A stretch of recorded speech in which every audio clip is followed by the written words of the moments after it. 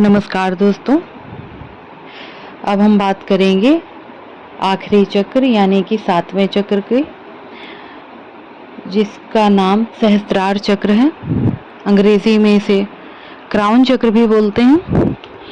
और इसकी आकृति अगर कही जाए तो ये 1000 पंखुड़ियों वाले कमल के समान दिखती है और एक एक पंखुड़ी पूरी खुली हुई है। 7वां चक्र जो है दोस्तों, ये हमारे सिर पर कुछ ऊपर मान सकते वहां पर स्थित होता है और यहाँ पर स्वयं परमात्मा का निवास होता है, उस अद्भुत शक्ति का, उस परम सत्ता का जो संपूर्ण संसार को चला रही है। और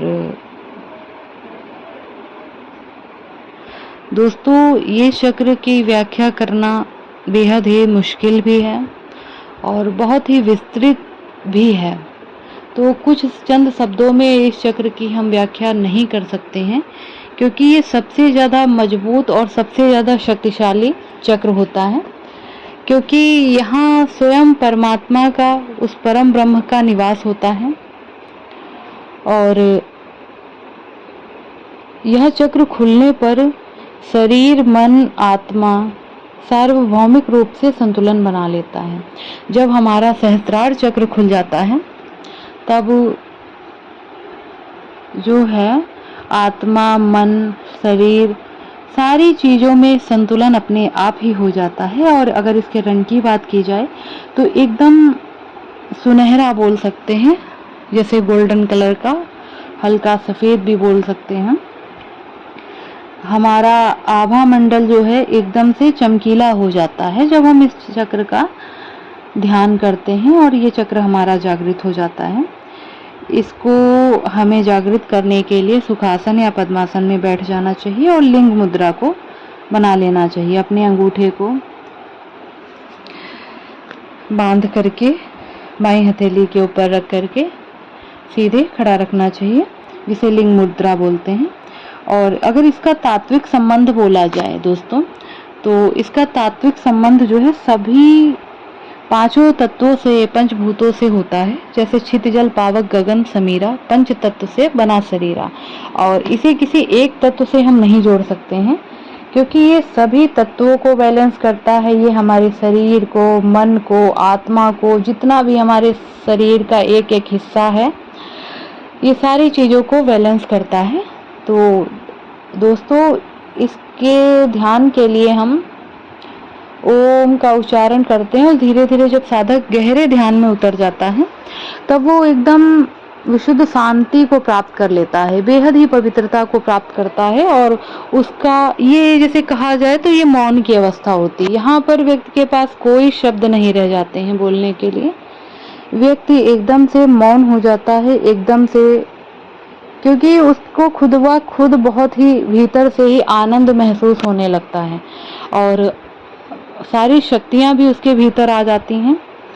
और सबसे बड़ी बात है, जब सहस्त्रार चक्र जागृत हो जाता है तो ये सहस्त्रार चक्र हमारे सभी चक्रों को बैलेंस कर लेता है और इस संसार में, इस जगत में व्यक्ति महापुरुषों की भांति जीवन यापन करता है।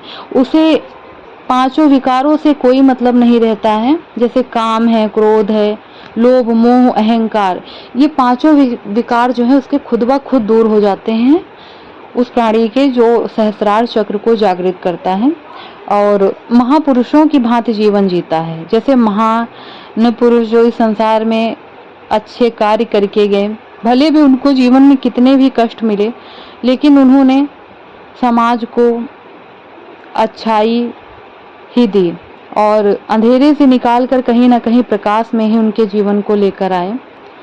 तो इसी तरीके से व्यक्ति का जीवन हो जाता है। स्वयं तो वो खुद को अंधकार से निकालता ही निकालता है, अपने आसपास रहने वाले लोगों में भी वो ज्ञान भरता है और समस्त संसार को कहीं ना कहीं वो जागृत करता है। जो इस संसार में बुराइयां हैं, उन बुराइयों को दूर करता है और ईश्वर के मार्ग पर चलता रहता है। और इस चक्र को जागृत हो जाने पर स्वयं परमात्मा ही व्यक्ति का साथ देने लगते हैं। परमात्मा ने जिस व्यक्ति को जिस कार्य के लिए भेजा है, वो कहीं ना कहीं ऐसी योजनाएं खुद ब खुद बनने लगती हैं। खुद ही प्रकृति वो सारे काम करने लगती है उस व्यक्ति के लिए। पहले से पहले वो सारे संसाधन मौजूद कर देती है, ला करके कहीं ना कहीं से, जो सोचा भी नहीं होगा वो सारी चीजें अपने आप ही व्यक्ति के पास उपलब्ध होने लगती हैं। और जिस कार्य के लिए परमात्मा ने भेजा वो स्वयं ही उस मनुष्य से कार्य करवा लेते हैं। और इसकी व्याख्या क्या ही की जाए। तो 10 से 15 मिनट हम इसका रोज ध्यान करें और खुद को एकदम मौन में बैठा लें, जहाँ पर कोई शब्द ना हो।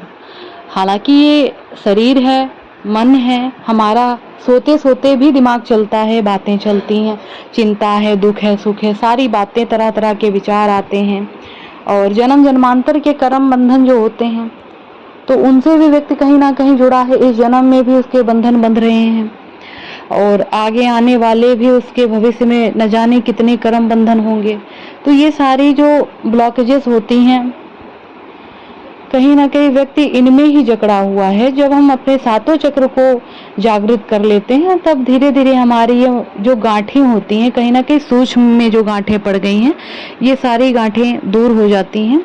खुद ब खुद व्यक्ति को हीलिंग होने लगती है। कुछ दिव्य शक्तियाँ उसका साथ देने के लिए आ जाती हैं और सहायता करती हैं। ये तो कहने की बात ही नहीं, व्यक्ति खुद ही महसूस करता है। क्योंकि जैसे कहते ना कि जिसने आम खाया तो आम का स्वाद वही बता सकता है। तो जो ध्यान योग में उतरा, वो योग साधक ही जानता है कि ये ध्यान और ये चक्र बैलेंस, ये सारी चीजें क्या हैं। उस परमात्मा के मार्ग पर हमें क्या सफलताएं, क्या असफलताएं हैं, जो कुछ भी है, क्या हमें मिलता, वो व्यक्ति ही जानता है। और परमात्मा की राह पर चलने वाले व्यक्ति का नुकसान तो कभी होता ही नहीं है, बल्कि जो नुकसान में पड़ा व्यक्ति है उसका भी जीवन परमात्मा संभाल देते हैं। तो यही है कि आप लोग सातों चक्रों को धीरे धीरे बैलेंस करिए। भले आप 10 से 5 मिनट ना बैठ सके, 2 से 3 मिनट से शुरुआत करिए, पर शुरुआत जरूर करिए। धीरे धीरे सही, करते रहिए, क्योंकि करत करत अभ्यास जड़मत होत सुजान, है ना। जब हम करते रहेंगे किसी चीज के लिए प्रयास, प्रैक्टिस करेंगे, तो हम उस चीज में परफेक्ट तो जरूर ही बनेंगे। और कहते हैं ना, जैसे कि एक बच्चे का जन्म 9 गहरे ध्यान में उतरे और परमात्मा के सानिध्य में हर पल रहने का प्रयास करें। ठीक है। और चलिए अब बैठते हैं ध्यान पूर्वक, अपने मन, अपने बुद्धि को बिल्कुल साधते हुए। किसी भी सुखासन या पद्मासन या शवासन में भी हम लेट सकते हैं। अपने सहस्त्रार चक्र पर ध्यान करेंगे, जिससे हमारा आभा मंडल बहुत ही पवित्र होता चला जाता है और सारी नकारात्मकताएं दूर हो जाती हैं। व्यक्ति का जो ऑरा होता है एकदम क्लीन हो जाता है। और कहीं ना कहीं जो गलत सोचने वाले व्यक्ति हैं, जिनके अंदर दिन भर नकारात्मक विचार चलते रहते हैं, वो भी आपके करीब जब आते हैं, जब भी आपसे मिलते हैं, तो कहीं ना कहीं उनकी भी हीलिंग हो जाती है। कितनी भी चिंताग्रस्त कोई भी व्यक्ति हो, जब वो आपके पास आएगा, आपकी बातें, आपके विचार सुनेगा, तो उसे लगता है कि हाँ, यहाँ पर कुछ है, मुझे बहुत ही एकदम मुझे शांति क्यों महसूस हो रही है। और वो होता इसलिए है कि क्योंकि हम एक ध्यान के पथ पर चल रहे हैं, हम परमात्मा की उन राहों पर चल रहे हैं जहाँ पर हमारा कल्याण होना ही होना है। चलिए अब मेरे साथ बैठेंगे और लंबी गहरी सांस लेते हुए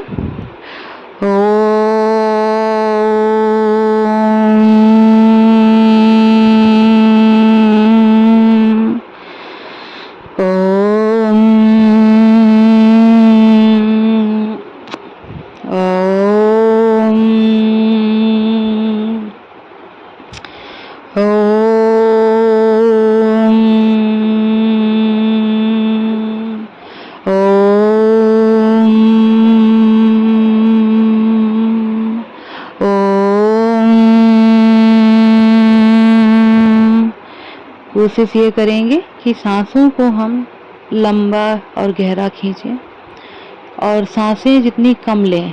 कहने का मतलब ये नहीं कि हम सांस को रोक ही लें, सांसों को हम लंबा और गहरा लें, जिससे कि हमारी प्राण ऊर्जा बढ़ती है, यानी कि व्यक्ति की उम्र बढ़ती है, आयु बढ़ती है। धीरे धीरे कुछ पल के लिए एकदम मौन हो जाएं और महसूस करें उस परम ध्वनि का जो कि समस्त ब्रह्मांड में गूंज रही है, जहां से ही हमारा अस्तित्व है। महसूस कीजिए, मैं बेहद शांत हो चुकी हूँ। धन्यवाद दोस्तों।